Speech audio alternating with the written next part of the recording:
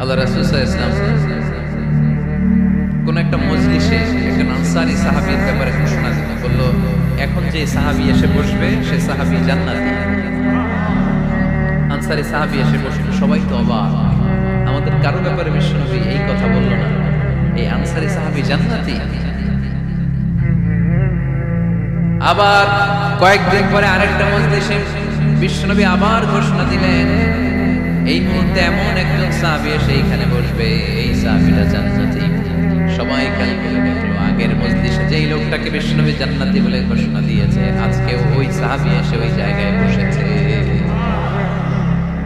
তৃতীয় দিন আবার বিশ্বনবী বললেন, এখন একজন সাহাবী এখানে এসে বসবে, সে জান্নাতি। সবাই খেয়াল করে দেখলো, ওই সাহাবীটাই আবার এসে বসেছে। সবাই অবাক, কি আজীব, কি আছে এই সাহাবীর মধ্যে, যে সাহাবীর ব্যাপারে খুব বিশ্বনবী তিনবার ঘোষণা দিলেন যে সে জান্নাতি।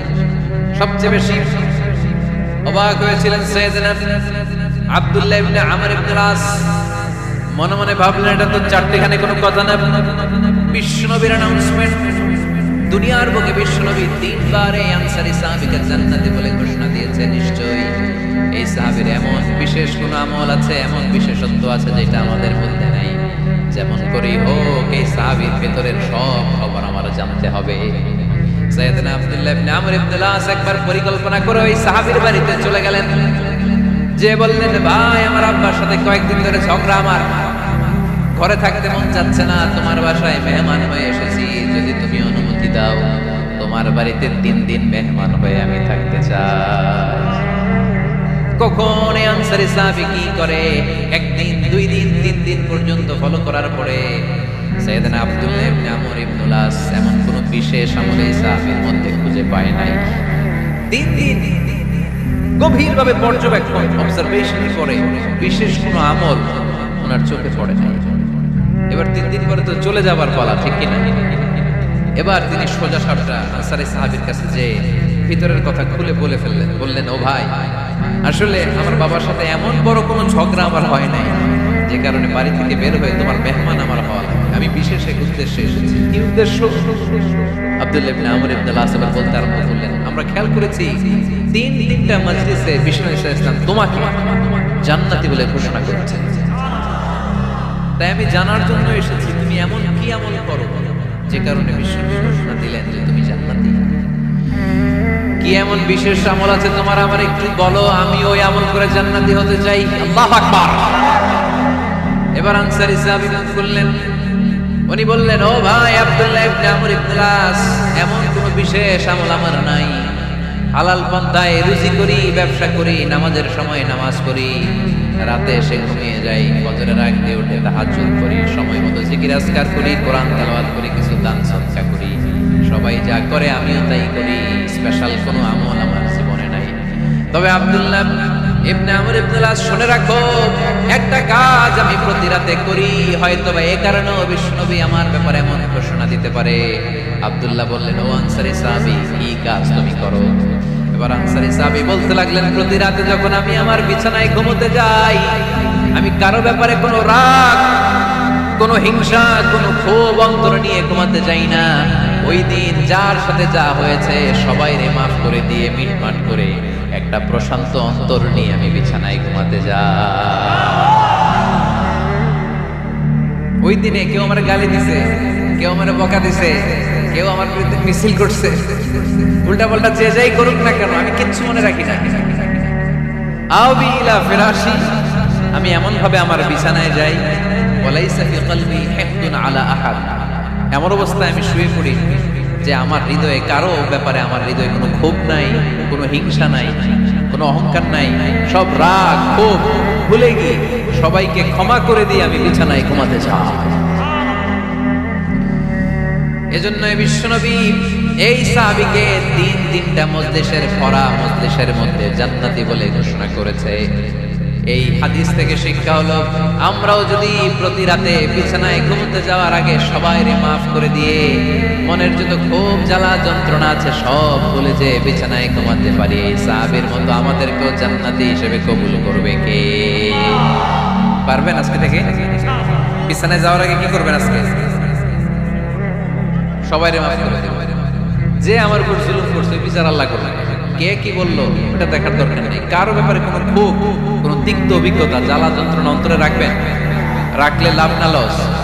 এটা আরো জ্বালা দিবে আমাদের, এটা আরো ভেতর থেকে কষ্ট দিবে। It will burn me inside, ভিতরে জ্বালিয়ে পুড়িয়ে শেষ করে দিবে।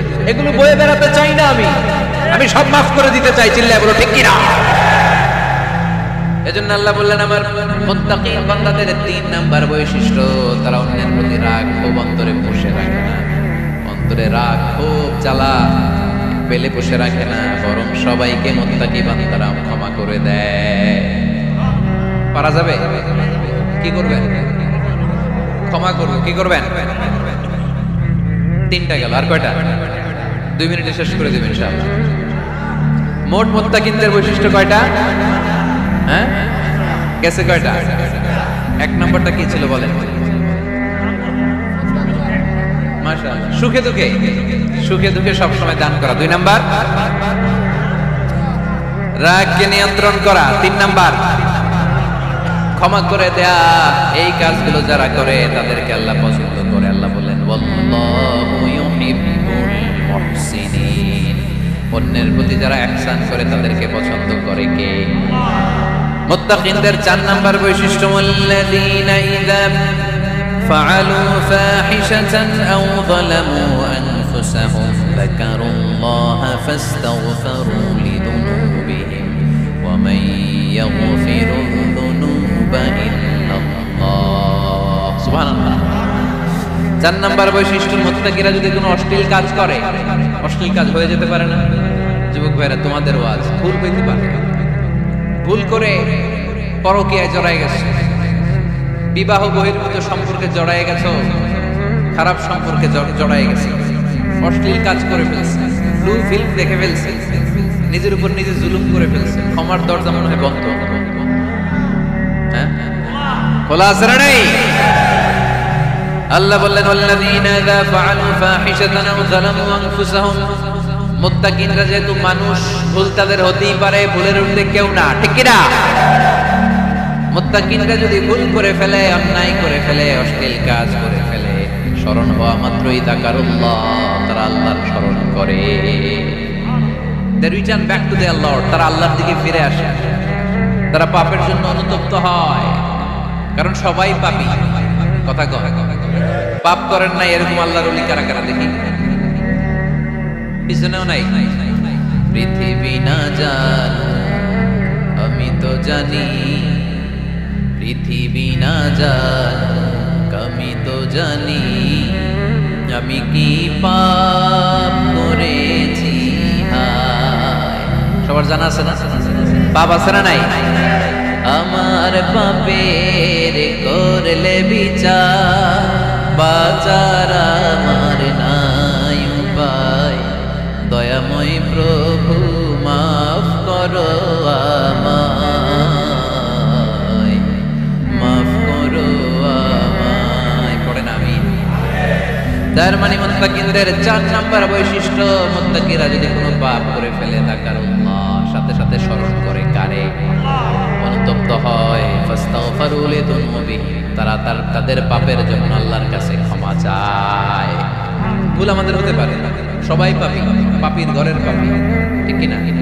আমি পাপী, আমার বাবা পাপী, আমার দাদা 14 গোষ্ঠী পাপী। কিন্তু পাপীদের মধ্যে বিষ্ণু বলেন শ্রেষ্ঠ পাপী ওই পাপী যে পাপী পাপ করার পরে তওবা করে কার কাছে? মুত্তাকিদের ভুল হতে পারে, যেহেতু মানুষ, যদি ভুল করে ফেলে তারা অনুতপ্ত হয়, আল্লাহর কাছে ক্ষমা চায়, কারণ তারা জানে ওয়া মান ইয়াগফিরু যুনুবা ইল্লাল্লাহ। মুত্তাকিরা জানে আল্লাহ ছাড়া ক্ষমা করার কেউ নাই। আমাদেরকে মাফ করে কে? ক্ষমা করে কে? যদি ভুল হয়ে যায়, অন্যায় হয়ে যায়, পাপ হয়ে যায়, চোখের পানি ছেড়ে দিয়ে আল্লাহরে ডেকে বলেন, আল্লাহ আমি ছাড়া তোমার গোলামের অভাব নাই, আমি ছাড়া তোমার বান্দার অভাব নাই, আমি ছাড়া তোমার অনেক বান্দা, কিন্তু তুমি ছাড়া আমার কোনো রব নাই। আমি ছাড়া তোমার বান্দা বান্দির অভাব দুনিয়ার বুকে নাই, কিন্তু তুমি ছাড়া আমার দ্বিতীয় কোনো রব আছে নাকি? দুনিয়ার বুকে কারো কাছে যদি কোনো জিনিস নিয়ে যাই, ফিরিয়ে দিলে আরেকজনের কাছে যাওয়া যায় কি যায় না? কারো কাছে কিছু চাইলাম দিল না। অন্যের কাছে যে চাওয়া যায় কি যায় না, কিন্তু আল্লাহর কাছে যখন ক্ষমা চাই, আল্লাহ যদি আমাদেরকে ফিরিয়ে দেয়, অন্য কারো কাছে যে যাওয়ার সুযোগ আছে নাকি? কারণ আমাদের রব একজন, সেজদা দেয় একজন রে, চিল্লায়া বলতে হবে তিনি কে? ওয়া ইয়াগফিরুয যুনুবা ইল্লাল্লাহ,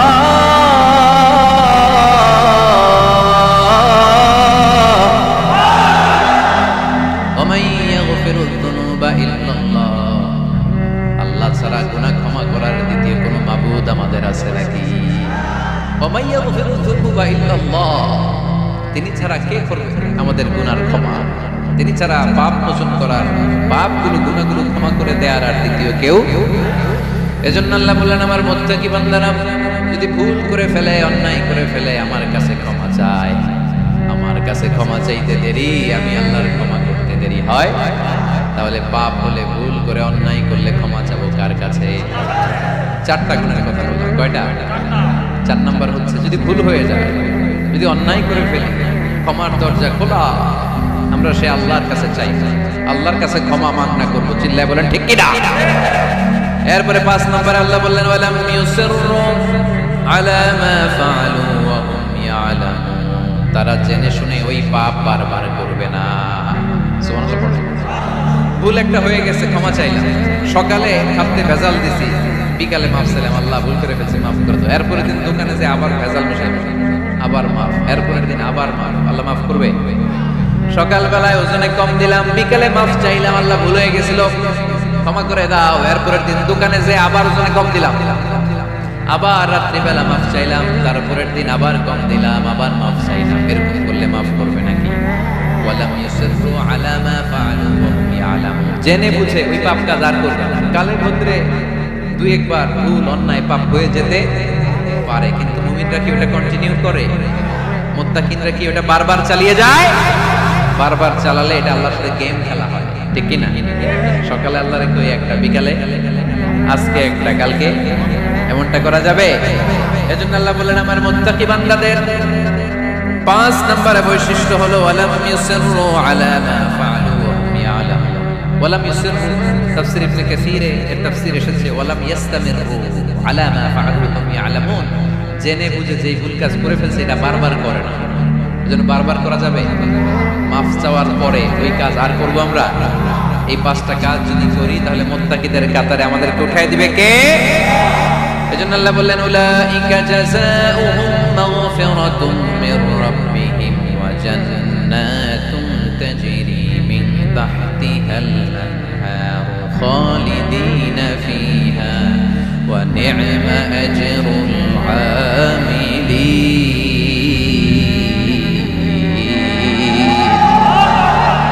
আল্লাহ বললেন, আমার মুত্তাকি বান্দাদের এই 5টা বৈশিষ্ট্য যদি কারোর মধ্যে থাকে, তাদেরকে আমি ক্ষমাও করে দেব, জান্নাতও দিয়ে দেব। ডানে যাব না বায়ে? আরো জোরে, ডানে না বায়ে? ডানে আছে ক্ষমার জান্নাত, ডানে কি? বায়ে আছে আল্লাহর রাগ আর জাহান্নাম। তাই সিদ্ধান্ত আমরা নিয়েছি, বাম দিকে আমরা যাব না, ডান দিকে যাব। ডান দিকে গেলে ক্ষমাও পাওয়া যাবে, জান্নাত পাওয়া যাবে, কিন্তু কাজ করতে হবে কয়টা?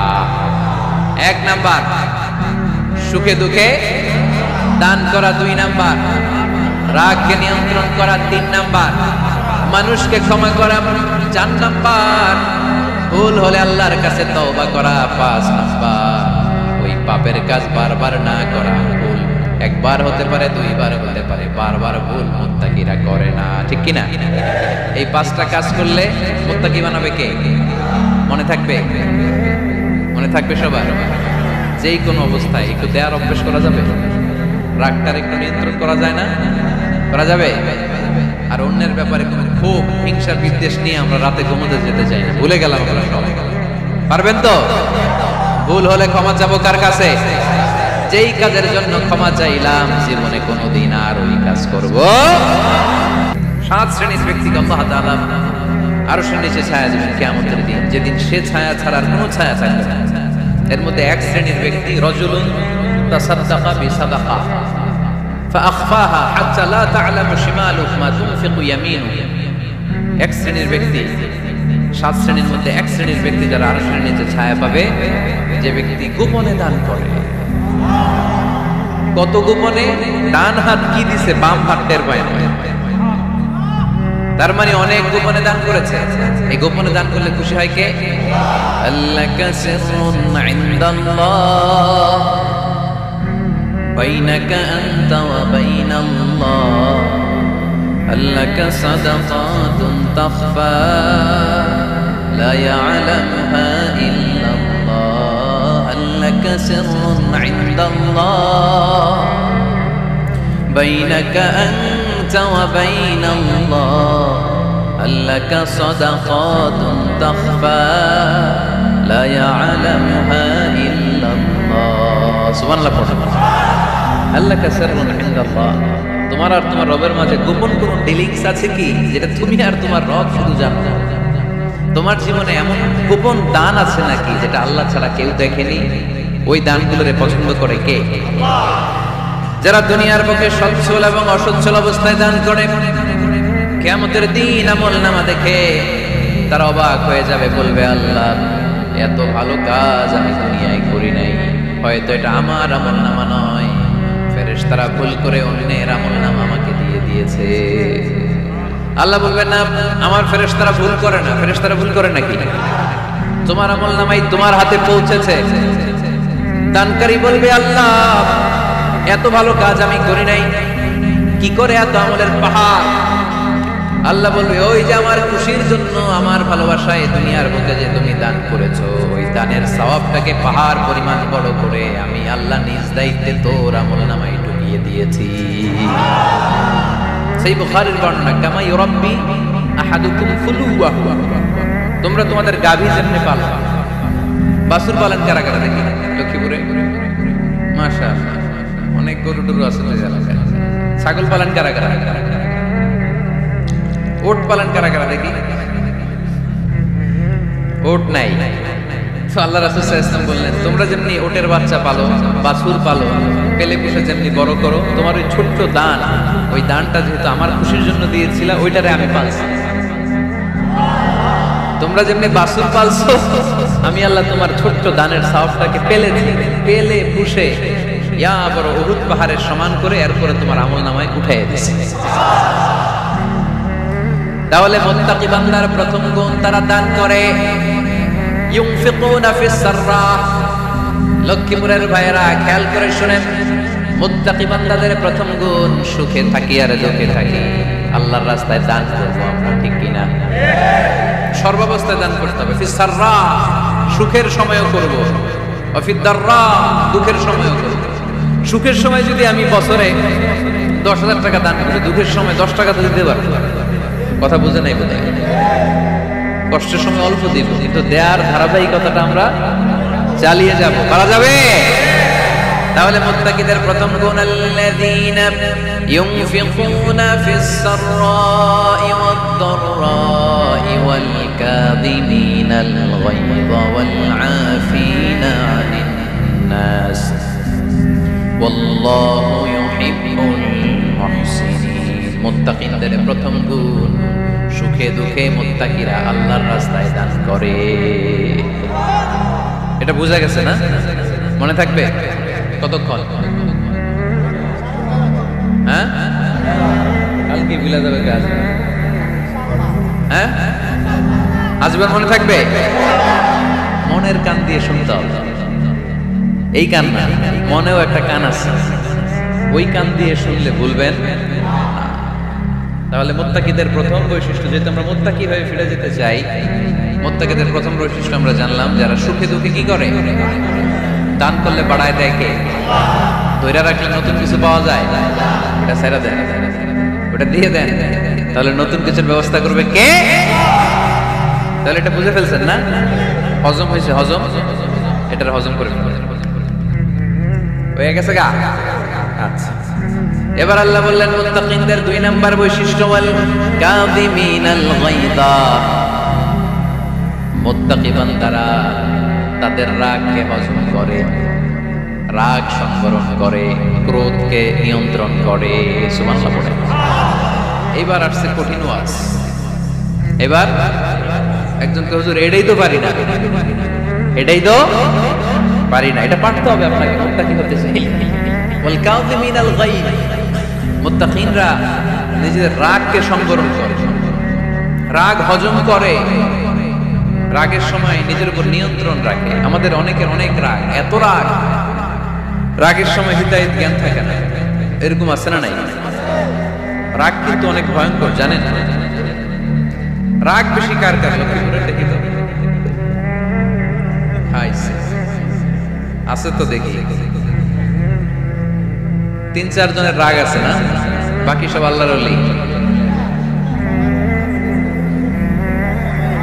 লক্ষ্মীপুরের ঘরে ঘরে রাগ। আচ্ছা, লক্ষ্মীপুরের মানুষ অনেক ভদ্র, শান্ত শিষ্ট, রাগ টাগ নাই। হ্যাঁ, বেঙ্গালায় তো এই রাগ ভয়ঙ্কর। এটা রাগ কিন্তু ভয়ঙ্কর। মানুষ যখন রাগ করে তখন তার হিতাহিত জ্ঞান থাকে, কি করে কি বলে সে জানে।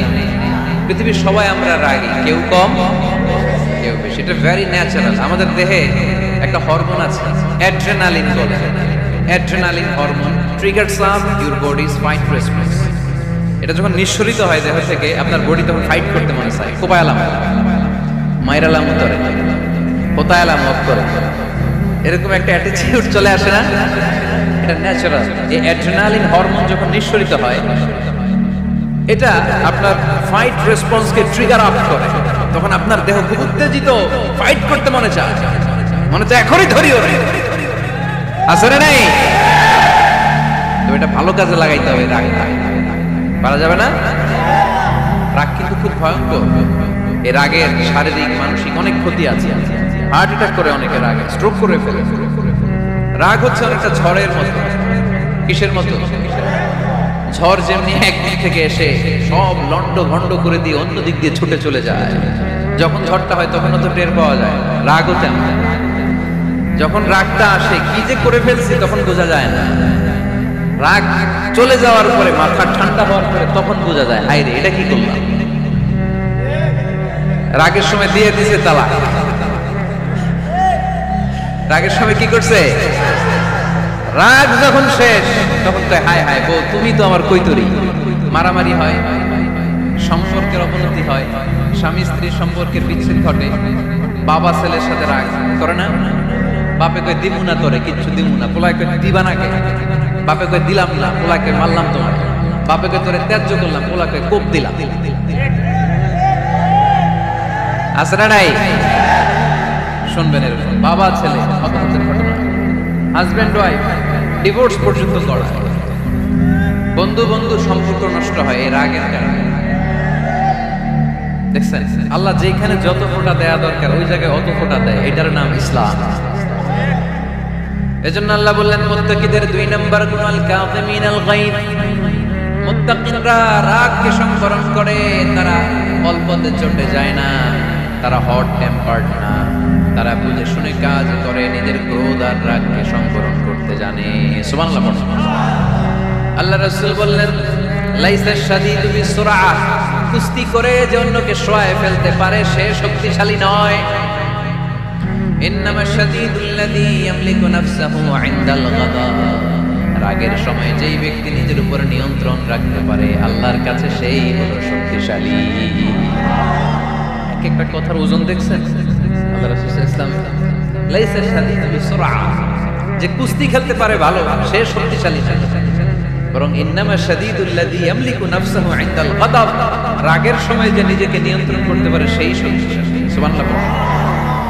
এজন্য আমি মুত্তাকি হব। হুজুর হুজুর আজকের ওয়াজ শুনে আমি মুত্তাকি, শুধু হাত তুলে মুত্তাকি বললে হবে? রাগ নিয়ন্ত্রণের, রাগ কন্ট্রোল করার অভ্যাস নিজের মধ্যে জাগ্রত করতে হবে, ঠিক কি না? এক সাহাবী এসে বললেন ইয়া রাসূলুল্লাহ আউসিনি ইয়া রাসূলুল্লাহ, আমারে কিছু নসিহত করেন, নসিহত করেন। বিষ্ণু বললেন লা তাগদাবু, সাহাবী তুমি রেগে যেও না। সাহাবী বললেন নবী আবার নসিহত করেন। বিষ্ণু বললেন তুমি রেগে যেও না। সাহাবী বললেন শুনলাম তো এটা, আরেকটা কিছু কোন? বিষ্ণু বললেন রেগে যেও না। রাদ্দাদা মিরারান, বারবার যতবার সাহাবী বিষ্ণুবীর কাছে নসিহত চাইলেন, বিষ্ণুবী একটা নসিহতই করুন, রেগে যেও না, কারণ রেগে গেলে তো হেরে গেলে, রেগে গেলেন তো হেরে গেলেন। ওরা আপনারে রাগাতে চাইবে, আপনি ঝগড়া করতে চান না, ওরা আপনারে পায়ে পাড়া দিয়ে ঝগড়ায় নামাতে চাইবে। চিল্লা এখন ঠিক কিনা? ওরা পায়ে পাড়া দিয়ে ঝগড়া করবে, ওরা আপনারে অলওয়েজ পোক করবে, ওরা আপনার হট টেম্পার্ড বানাতে যাবে, আপনারে অস্থির করে দিতে যাবে। কিন্তু ফর্মুলা আমাদের ভালো জানা আছে, আমরা কোরআন থেকে ফর্মুলা নিয়ে চলি, মানব রচিত কোনো ফর্মুলায় আমরা চলি না। জোরে বলেন ঠিক কিনা?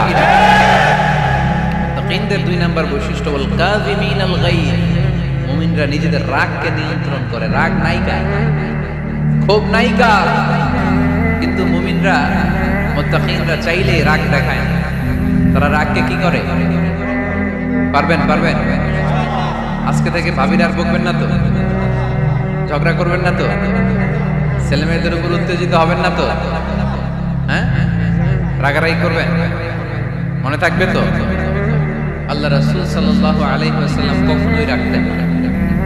সুবহানাল্লাহ নাই? আল্লাহ রাসূল সাল্লাল্লাহু আলাইহি ওয়াসাল্লাম কখনোই, ওনার সাথে কেউ খারাপ আচরণ করলে উনি রাগতেন না। ওনাকে অত্যাচার করা হয়েছে, তিনি রাগতেন না। জুলুম করা হয়েছে, তিনি রেগে যেতেন না।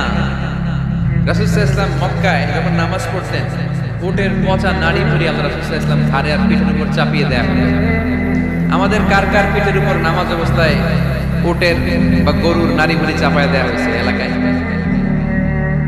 আছে কেউ? নাই।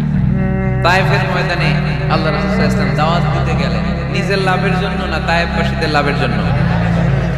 খেয়ে না খেয়ে দিন প্রচারের কাজে নিজেকে দিয়েছ বিলিয়ে, তায়েফের কাফিরেরা চিনল না সে আলো, দুষ্ট ছেলেদের পিছু দিল লেলিয়ে, পাথরের আঘাতে ক্ষত বিক্ষত হয়ে সারা শরীর থেকে রক্ত ঝরে। হে রাসূল তোমাকে ভুলি আমি কেমন করে, হাজার ব্যথা বেদনার পরে ফিরে আসনি তুমি আপন ঘরে, দিনের আলো তুমি ছড়িয়ে দিতে, চলে গেলে মদিনায় মক্কা ছেড়ে। হে রাসূল তোমাকে ভুলি আমি কেমন করে, হে রাসূল তোমাকে ভুলি আমি কেমন করে। ঠিক কিনা? তায়েফের ময়দানে রক্তাক্ত হলেন 3টা জায়গায়, দেখে এসেছি আমি। এখানে আহত করা হলো, আবার উঠে দাঁড়ালেন, আবার পাথর মারা হলো। কোন গায়ে পাথর মেরেছো তোমরা? এরকম সুন্দর শরীর পৃথিবীর কোন দ্বিতীয় মানুষের ছিল নাকি? এত সুশ্রী মানুষ, শুভ্র মানুষ, পরিচ্ছন্ন মানুষ দুনিয়াতে দ্বিতীয়টা ছিল না। এত নুরানি চেহারার মানুষ পৃথিবীতে দ্বিতীয়টা নাই। এই মহানবীকে ওরা পিটিয়ে রক্তাক্ত করেছে, পাথর মেরে রক্তাক্ত করেছে। 3 বার গেছি ওদের লাভের জন্য, ওরা আমারে মারল। তারপর রাসূল সাল্লাল্লাহু আলাইহি ওয়াসাল্লাম কি রেগে গিয়েছেন? কারণ রেগে গেলেন তো হেরে গেলেন। কোনোভাবে রাসূল সাল্লাল্লাহু আলাইহি ওয়াসাল্লাম রাখতেন না। নিজের উপর অত্যাচার আসলে রাসূল সাল্লাল্লাহু আলাইহি ওয়াসাল্লাম রাগেন নাই। আনাস রাদিয়াল্লাহু তাআলা আনহু আল্লাহ রাসূলের খাদেম ছিলেন। উনি বললেন, কুনতু আমশি মা রাসূলিল্লাহ, আমি একবার রাসূল সাল্লাল্লাহু আলাইহি ওয়াসাল্লামের সাথে কোথাও যাচ্ছি, ওয়া আলাইহি বুরদুন নাজরানি, তখন রাসূল সাল্লাল্লাহু আলাইহি ওয়াসাল্লামের গায়ে ছিল নাজরান থেকে আনা একটা চাদর। আপনারা চাদর পরেন না শীতকালে? রাসূল সাল্লাল্লাহু আলাইহি ওয়াসাল্লাম চাদর পরতেন। রাসূল সাল্লাল্লাহু আলাইহি ওয়াসাল্লাম নাজরান দেশ থেকে আনা একটা চাদর পরেছেন, গলিজুল হাশিয়া, যেই চাদরের এই কর্নারের ডিজাইনটা ছিল খসখসে। কি ছিল? হঠাৎ এক বেদুইন এসে রাসূল সাল্লাল্লাহু আলাইহি ওয়াসাল্লামের চাদর ধরে টান দিল। টান দেওয়ার সাথে সাথে রাসূল সাল্লাল্লাহু আলাইহি ওয়াসাল্লামের ঘাড়ের এই চামড়া ছিঁড়ে গেল। এই খসখসে যেহেতু ডিজাইন চাদরের, এই খসখসে ডিজাইন ঘাড় আর কাঁধের এখানে যখন টান খেলো, এই খসখসে ডিজাইনের দাগ বসে গেল, রাসূলের চামড়া ছিঁড়ে গেল ঘাড়ে। সে টান দিয়ে বলে, ইয়া মুহাম্মদ মুরলি মিন মালিল্লাহ, আসছে ভিক্ষা করতে। বলো ভিক্ষা চাওয়ার ডিজাইন দেখছেন? যার কাছে ভিক্ষা চাবে চাদর ধরে টান টান টান টান। এসে বলে, বেদুইন যাদের মধ্যে সভ্যতা ছিল না, ইয়া মুহাম্মদ, ও মুহাম্মদ মুরলি মিন মালিল্লাহ, ও মুহাম্মদ আমার খাওয়ার মতো টাকা নাই, তুমি আদেশ করো বাইতুল মাল থেকে যেন আমারে কিছু টাকা দেয়। আসছে ভিক্ষা করতে। ভিক্ষা করতে আইসা চাদর ধরে দিছে, তার ঘাড়ের চামড়া ছিঁড়ে গেছে। রাসূল ব্যথা পেয়েছে। ফালতাফাতা ইলাইহি রাসূলুল্লাহ, আল্লাহ রাসূল তার দিকে তাকালেন, তাকিয়ে ফাদাহিক, একটা মুচকি হাসি দিলেন। আমি রাস্তা দিয়ে চাদর গায়ে দিয়ে হাঁটতেছি, এক ফকির আইসা কয়, ভিক্ষা দেন, টাকা দেন বলে আমার চাদর টান দিছে, আর চাদরে আমার ঘাড়ের চামড়া ছিঁড়ে গেছে, কি করবো আমি? আপনি কি করবেন? হ্যাঁ, কোনি? আচ্ছা, তা আমরা ঠিকই ওরে ধরে মাইট দিতাম, তাই না? আজকে ওর একদিনকে আমার বর্তা বানায় ফেলতাম রাগের চোটে, ঠিক কিনা? আল্লাহ রাসূল সাল্লাল্লাহু আলাইহি ওয়াসাল্লাম try to think about it, try to ponder on the story. এই moral of the story কি? রাসূল সাল্লাল্লাহু আলাইহি ওয়াসাল্লামের প্রফেটিক স্টোরি থেকে আপনাকে ভাবতে হবে। ভিক্ষা করতে এসে চাদর ধরে টান দিয়ে ঘাড়ের চামড়া ছিঁড়ে ফেলেছে, রাসূল তাকিয়ে মুচকি হাসি দিলেন। মুচকি হাসি দিয়ে বললেন, যাও বাইতুল মাল থেকে কিছু সম্পদ ধরে দিয়ে দাও। কি নবী ছিলেন! তার মানে ওনার গায়ে যত আঘাতই আসতো কখনো উনি রাখতেন, তবে মাঝে মাঝে রাখতেন যদি আল্লাহর বিধান লঙ্ঘিত হতো, তখন বিশ্বনবী রেগে যেতেন। আল্লাহর জমিনে আল্লাহর বিধান লঙ্ঘিত হলে এই লোকটা রেগে যেতেন, প্রিয় নবী, তখন সহ্য করতেন না। এক সাহাবী এসে বললেন, ইয়া রাসূলুল্লাহ, এমন ইমাম পাঠিয়েছেন আমাদের এলাকায়, বড় বড় সূরা দিয়ে নামাজ পড়ায়, এত বড় সূরা দিয়ে পড়ে, তার পিছনে দাঁড়িয়ে থাকার ক্ষমতা আমার নাই। এই কথা শুনে বিশ্বনবী রেগে গেলেন, কারণ ইসলামের বিধান এখানে লঙ্ঘিত হচ্ছে, ঠিক কিনা? এত রাখলেন, চেহারা আগুনের গোলার মতো লাল হয়ে গেল। ওই সাহাবীকে ডেকে পাঠিয়ে ধমকালেন, খবরদার, তোমরা মানুষকে দিন থেকে ভাগিও না, সহজ করে ইসলামকে উপস্থাপন করো, জামাতের ইমামতির চান্স পেলে লম্বা কেরাত করো না, একটা মিডিয়াম স্ট্যান্ডার্ড রেখে কেরাত করবা, কারণ তোমার পেছনে অসুস্থ লোক থাকতে পারে, মুসাফির থাকতে পারে, তাই না? আবার মদিনাতে বনু মাখজুমিয়া গোত্রের এক নারী চুরিতে ধরা পড়ল। কিসে? চুরির বিধান কি? السارق والسارقة فاقطعوا أيديهما جزاء بما كسبا نكالا من الله والله عزيز حكيم। চোর বা চোরনি দামি কোনো জিনিস যদি চুরি করে নেয় তাহলে তার হাত কেটে দাও। If anyone steals something precious from the society, the government should cut down his right hand. Government কাটবে, আপনি কেটেন না। মুরগি একটা চুরি করছে, দইরা রামদা দিয়ে এক কোপ, এরকম করা যাবে না, এটা গভর্নমেন্ট করবে। তো রাসূল সাল্লাল্লাহু আলাইহি ওয়াসাল্লাম ছিলেন চিফ অফ দা গভর্নমেন্ট, রাসূল সাল্লাল্লাহু আলাইহি ওয়াসাল্লাম ডান হাত কেটে দিবে।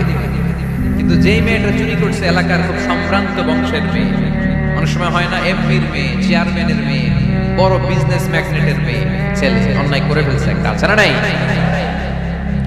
এখন সাহাবীরা দেখলেন মদিনায় যদি বিশ্বনবী এই চুরির বিচার কার্যকর করে মেয়েটার হাত কেটে দেয়, এই মেয়েটার সম্ভ্রান্ত বংশের লোকেরা বিশ্বনবীর উপর চড়াও হবে, নতুন করে দাঙ্গা বাঁধবে, সবাই যে বিশ্বনবীর কাছে বলবে, কিন্তু কেউ সাহস পায় না। উসামা বিন যায়েদ বিশ্বনবীর ভালোবাসা বড়ই পছন্দ করতেন বিশ্বনবী। সাইয়েদনা উসামা বিন যায়েদ রাদিয়াল্লাহু তাআলা কে সবাই বললেন, উসামা তুমি যাও, তোমারে বিশ্বনবী বড় ভালোবাসে, তুমি বললে তোমার কথা নবী ফিরাবে না। সাইয়েদনা উসামা যে বললেন, ইয়া রাসূলুল্লাহ, সবাই মিলে আমারে পাঠিয়েছে যেন আমি সুপারিশ করি, যদিও বনু মাখজুমিয়া গোত্রের মেয়েটা চুরিতে ধরা পড়েছে, মেয়েটা আসলেই চুরি করেছে, কিন্তু বড় একটা বিষয়কে খেয়াল করে নবী, সবার সুপারিশের কারণে এই মেয়েটার হাত আপনি কেটে দিয়েন না। এই কথা বলার সাথে সাথে বিশ্বনবীর চেহারাটা আগুনের গোলার মতো লাল হয়ে গেল, খেপে গেলেন বিশ্বনবী, রেগে গেলেন, আর বললেন, এত বড় সাহস কোত্থেকে পেলে উসামা? এটা তো আল্লাহর আইন, চোর চুরি করলে হাত কাটো, কার আইন? বাংলাদেশে যদি এই আইন চালু হয়, চোর খুঁজে পাওয়া যাবে? দেশের টাকা যারা চুরি করে এদেরকে পাওয়া যাবে? পেঁয়াজের দাম যারা বাড়ায় এদের খুঁজে পাওয়া যাবে? মজুদদারদেরকে খুঁজে পাওয়া যাবে? সব চোর মানুষ হয়ে যাবে, ঠিক কিনা? একটা বিচার যদি করে, সরাসরি সম্প্রচার, সব টিভিতে লাইভ ব্রডকাস্ট আমরা দেখলাম চোরের হাত কাটতেছে কিভাবে, এরপরে চুরি করার আগে 10 বার ওর হাতটা কেঁপে উঠবে। রাসূল সাল্লাল্লাহু আলাইহি ওয়াসাল্লাম বললেন, এটা আল্লাহর আইন, কেমন করে তুমি সুপারিশ করো আল্লাহর আইন থামানোর জন্য? লাউ কানা ফাতিমাতু বিনতি মুহাম্মাদিন সারাকাত লাকাতা মুহাম্মাদুন ইয়াদাহা। আজকে আমার কলিজার টুকরা নয়নের পুটলি ফাতেমাও যদি চুরিতে ধরা পড়তো, আমি ফাতেমার হাতটা কেটে দিতে 1 সেকেন্ডও দেরি করতাম না।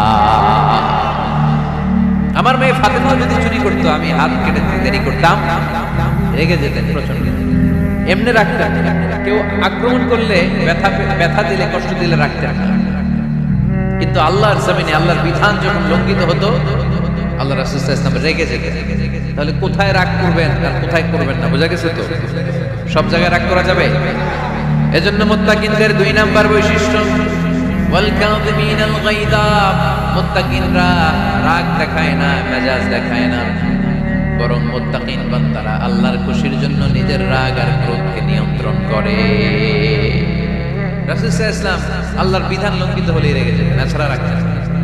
একবার তাহাজ্জুদের সময় সাইয়েদনা আলী রাদিয়াল্লাহু তাআলা আনহু আর ফাতিমা রাদিয়াল্লাহু তাআলা আনহাকে ডাকতে গেলেন তাহাজ্জুদ করার জন্য। কিসের জন্য?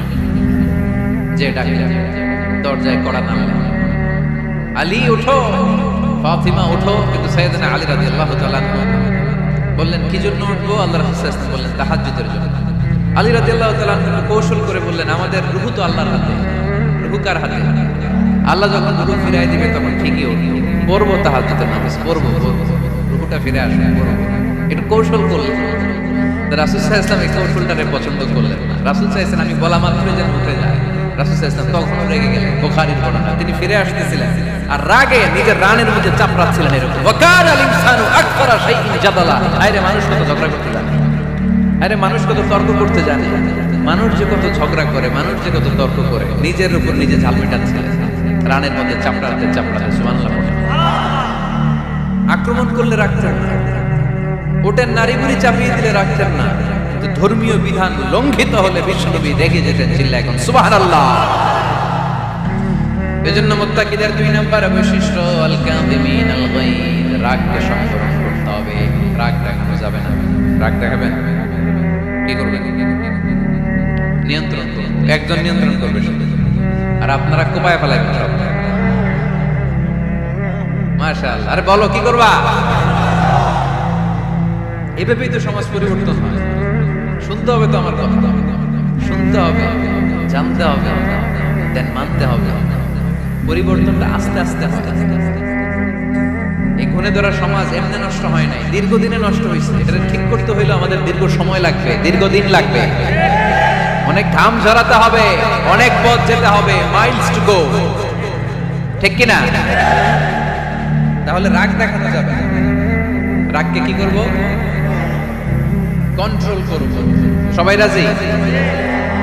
যারা হাত তুলছিলা যে আমার রাগ বেশি, তোমাদের জন্য tips, how to control anger, কিভাবে রাগ কমাতে হয়। আল্লাহ রাসূল সাল্লাল্লাহু আলাইহি ওয়াসাল্লাম এটাও শিখিয়ে দিয়েছে। শুধু হুজুরে কইছে সুবহানাল্লাহ। সুবহানাল্লাহ বললে কি গুনাহ হবে? একবার সুবহানাল্লাহ বললে আকাশের জমিনের মাঝখানে সব ফাঁকা জায়গাটা সওয়াব দিয়ে ওই সওয়াব আল্লাহ আপনার আমলনামায় ঢুকায় দেবে। খুব চালাক এলাকার লোক। সওয়াবের কথা শুই না, লাভ শুই না। সুবহানাল্লাহ, লাভ আছে যেখানে আমরা আছি। তো হাউ টু কন্ট্রোল অ্যাঙ্গার, কিভাবে রাগ থামাবে? যেহেতু মুত্তাকিনদের 2 নম্বর বৈশিষ্ট্য ওয়াল কাযিমিনাল গায়য। মুত্তাকিদের বৈশিষ্ট্য, তারা রাগকে নিয়ন্ত্রণ করে। আল্লাহ রাসূল শিখাই দিলেন, 4টা পদ্ধতি শিখালেন রাগ কমানো। কয়টা মনে থাকবে? অ্যাপ্লাই করবে, দেখবো আজকে থেকে রাগ কমে কিনা। পারা যাবে? 2 সাহাবী বিশ্বনবীর সামনে ঝগড়া লাগলেন, কথা কাটাকাটি, কথার পিঠে কথা, কথার নাম লতা।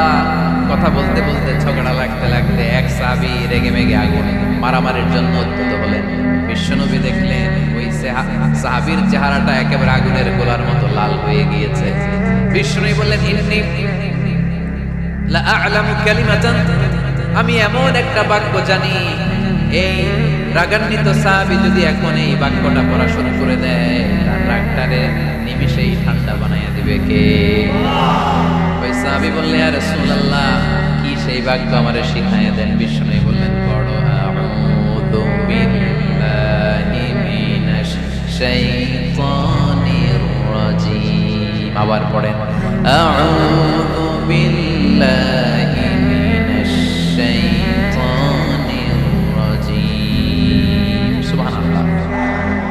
রাগ কমানোর দোয়া, সহিহ হাদিস। ওই সাহাবী যদি এই বাক্যটা পড়ে তার রাগ কমে যাবে। বাক্যটা হচ্ছে আউযু বিল্লাহি মিনাশ শাইতানির রাজীম, বিতাড়িত শয়তানের কাছ থেকে আল্লাহর কাছে পানাহ চাচ্ছি, প্রোটেকশন চাচ্ছি। বলতে দেরি, রাগ থামতে দেরি হবে। টিপস নাম্বার 1 মনে থাকবে তো? টিপস নাম্বার 2, বিষ্ণু বললেন ইদা গাদিবা আহাদুকুম ফালিয়াসকুত। তোমাদের যখন প্রচন্ড রাগ চলে আসে, বেশি যখন প্রচন্ড যখন তোমরা রেগে যাও, তখন কথা বন্ধ করে চুপ হয়ে যাও। কি করতে হবে? চুপ, একেবারে চুপ। অনেকে রাগের সময় গড়গড় করে কি যেন বলতে থাকে, আছে না নাই?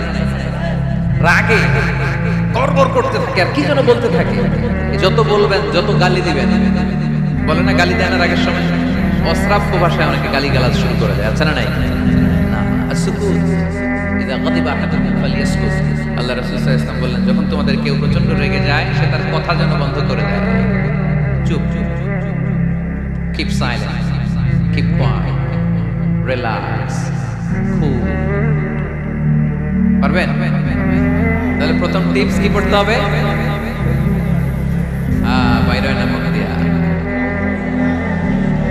পড়েন আউযু বিল্লাহি মিনাশ শাইতানির রাজীম। এটা হলো 1 নাম্বার টিপস। 2 নাম্বার টিপস, ইযা গাদিবা আহাদুকুম ফালইয়াসকুত। মাশাআল্লাহ, চুপ থাকতে হবে।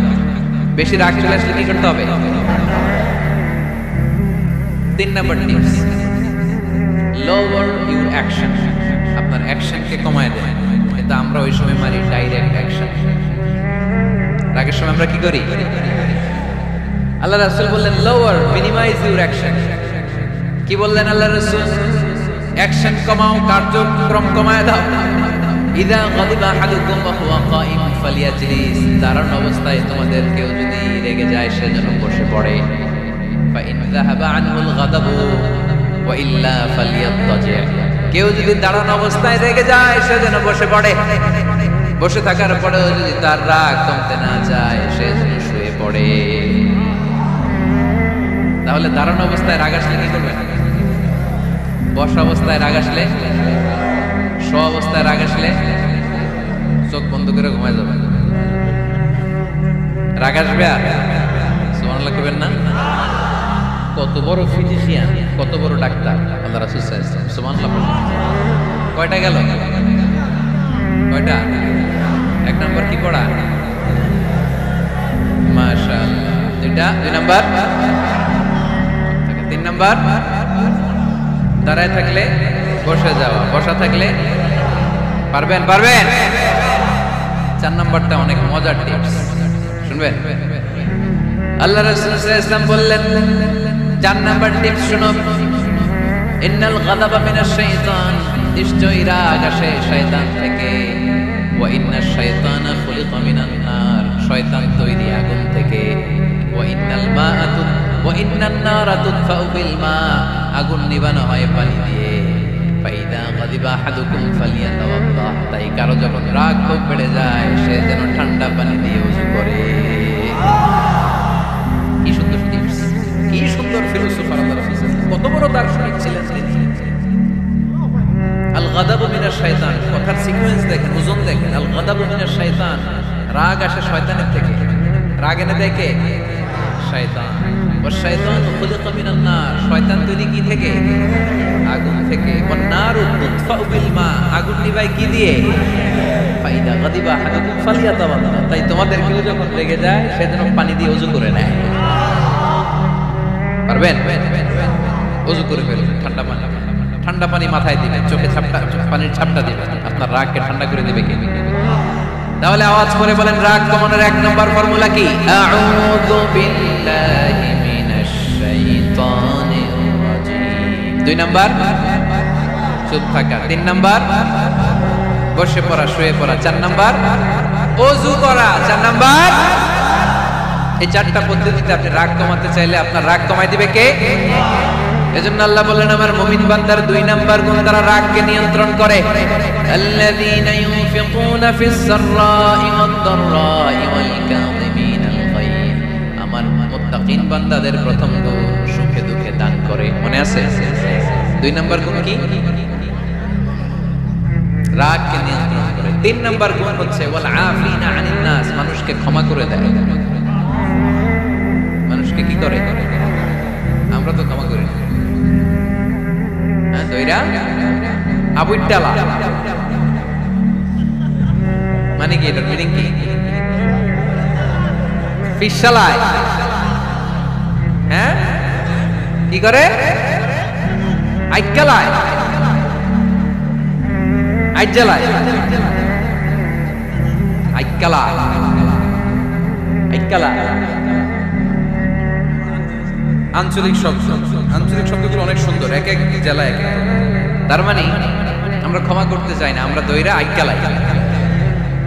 তার মানে আমরা রাগ ছাড়িয়ে, ভিতরে যে ক্ষোভ জমা থাকে এগুলো ছাড়ি, আমরা ক্ষমা করতে চাই না। কিন্তু ভাই মোত্তাকি যদি হতে চান, আপনাকে ক্ষমা করে দিতে হবে। কি করবেন? কি করবেন? ক্ষমা করে দেন। আচ্ছা, একটু আওয়াজ করে উত্তর দেন। আমরা আল্লাহর কাছে এই যে পাপ করি, অন্যায় করি, মাফ চাই না? ক্ষমা চাই না? আল্লাহ আমাদেরকে ক্ষমা করুক, এটা আমরা চাই কি চাই না? আল্লাহ আমাদেরকে ক্ষমা করুক, এটা আমরা চাই, কিন্তু আমরা আমাদেরকে ক্ষমা করতে পারি না। যদি আল্লাহর কাছে ক্ষমা পেতে চান, তাহলে আগে নিজেরা নিজেদেরকে ক্ষমা করে দেন। আল্লাহ ভুল করছি, আল্লাহ মাফ করে দাও, ক্ষমা করো। আমি ক্ষমা চাইতেছি, কিন্তু আমি ক্ষমা করি না আরেকজন। তুমি ক্ষমা করো না, তুমি ক্ষমা চাও কোন সাহসে? মা যাদাল্লাহু আবদান বিআফবিন ইল্লা ইজ্জান। আল্লাহর হাবিব ফরমান, কোন বান্দা যদি অন্য বান্দারে ক্ষমা করে দেয়, আল্লাহ ওই বান্দার মর্যাদা বাড়িয়ে দেয়। ওয়া ইন তা'ফু ওয়া তাসফাহু ওয়া তাগফিরু ফাইন্নাল্লাহা গফুরুর রহিম। তুমি যদি অন্যরে মাফ করে দাও, তুমি যদি অন্যের ভুল ক্ষমা করে দাও, তোমার ভুলগুলো ক্ষমা করে দিবে কে? আল্লাহুম্মা ইন্নাকা আফুউন কারীম। কদরের রাত্রে আমরা পড়ি, আল্লাহ তুমি ক্ষমাশীল, তুহিব্বুল আফওয়া, ক্ষমা করাকে তুমি ভালোবাসো। ফাআফু আন্নী, আল্লাহ তুমি আমারে ক্ষমা করে দাও। আল্লাহর ক্ষমার জন্য দিনরাত চোখের পানি ছেড়ে আমরা কাঁদি, কিন্তু অন্যরে ক্ষমা করতে চাই না। কথাটা বুঝতে পারছেন? আমরা আল্লাহর ক্ষমা চাই, কিন্তু আমরা আমাদেরকে ক্ষমা পেতে হলে আগে ক্ষমা, ক্ষমা পেতে হলে আগে ক্ষমা। মনে থাকবে তো? আমরা আসলে অতীতকে বয়ে বেড়াই, অতীতকে বয়ে বেড়াই, অতীতকে ভুলতে চাই না। কোন বছর কে আমারে মারছিল ওইটারে মনে রাখছি। কোন 20 বছর আগে আমারে অপমান করছিল মনে রাখছি, তোরেও আমি অপমান করব। তুই আমারে মারছিলি, তোরেও মারো। 20 মনে রাখিস, মনে রাখিস, দেখাই দিব।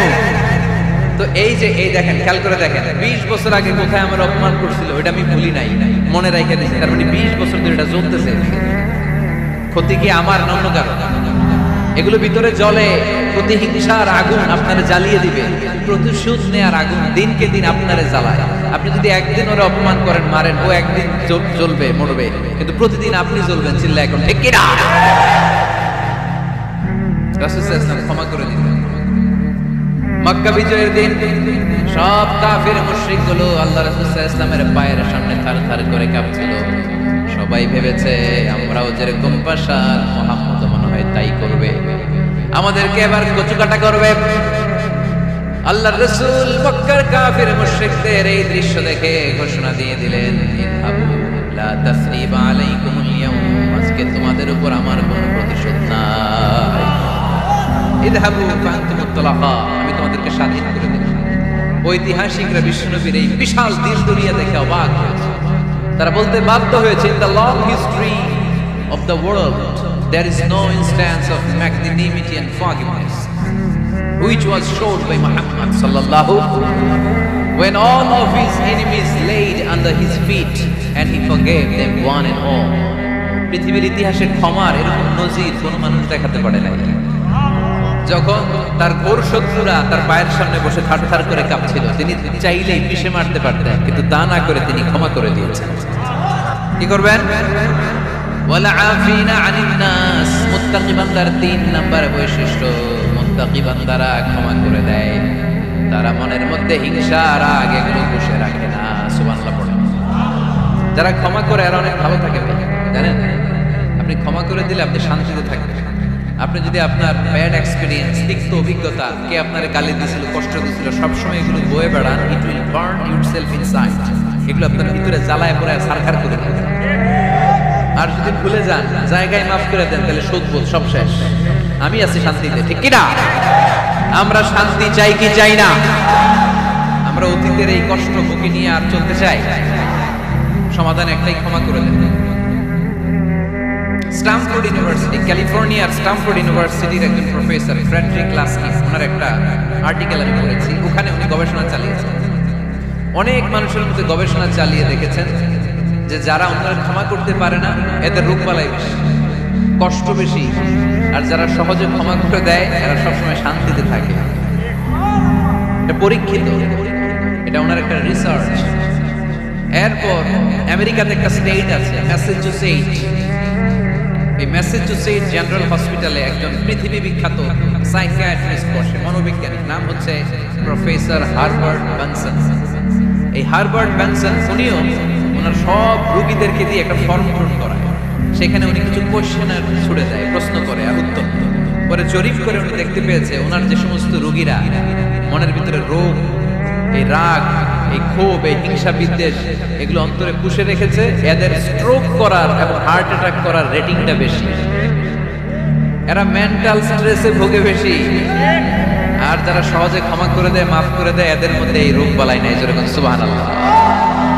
এজন্য আল্লাহ বলেন মুত্তাকিনদের 3 নাম্বার বৈশিষ্ট্য, মুত্তাকিনরা আল্লাহর কাছে যেমনি ক্ষমা চায়, তারা নিজেরাও অন্যদেরকে তেমনি ক্ষমা করে দেয়। ওয়াল আফিনা আনিন নাস, আজকে থেকে আমরা মানুষের ক্ষমা করে দিই। কারো জন্য অন্তরে কোনো হিংসা বিদ্বেষ পুষে রাখা যাবে? অনেকে এগুলো বলতে চায়, পেলে পুষে বড় করে, আর ভিতরে খালি জল। ভিতরে কি করে? এই জ্বালাও পোড়াও আমরা বয়ে বেড়াতে চাই